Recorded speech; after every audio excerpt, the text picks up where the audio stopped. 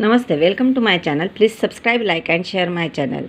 आता जी व्हिडिओमध्ये तुम्ही रामाचा फोटो बघत आहात ती मूर्ती आहे प्रभू श्रीरामचंद्रांची, जी अयोध्येच्या श्रीराम मंदिरात विराजमान होणार आहे.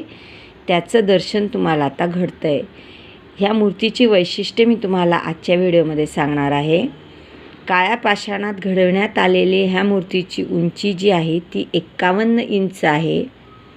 आणि श्रीराम लल्लांची ही जी मूर्ती आहे ही बालरूपातील मूर्ती आहे आणि त्यांच्या चेहऱ्यावर एक स्मितहास्य दिसतं आहे. तुम्ही जवळून बघू शकताय की प्रभू श्रीरामचंद्रांच्या चेहऱ्यावर स्मितहास्य दिसतं आहे. तसंच श्रीराम लल्लांच्या सर्वांगावर विविध आभूषणे आहेत आणि ही आभूषणे अत्यंत रेखीवपणे कोरली गेलेली आहेत. कमळावर उभ्या असलेल्या श्रीराम लल्लांच्या मागे पाषाणाचे प्रभावळ असून त्यावर गरुड, त्यांच्या जी हे आहे याच्यावर कोरलं गेलेलं आहे गरुड. तसंच हनुमंत, हे पाय हनुमंत,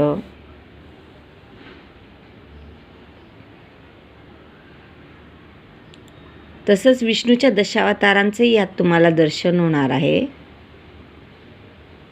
दशावतारांचं दर्शन होणार आहे. त्याचप्रमाणे याच्यामध्ये शंख, चक्र, गदा, पद्म, सूर्य, गणपती, प्रणव आणि स्वस्तिक अशी शुभचिन्ह देखील कोरण्यात आलेली आहे. आणि ही मूर्ती जी आहे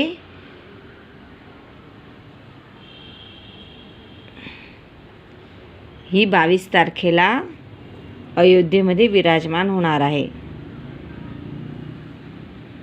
अयोध्येच्या श्रीराम मंदिरात प्रभू श्रीरामचंद्रांची अतिशय रेखीव सुंदरशी अशी ही मूर्ती आहे, जिचा फोटो आजच्या वृत्तपत्रात आलेला आहे. वृत्तपत्रातून हा फोटो मी तुम्हाला दाखवते आहे.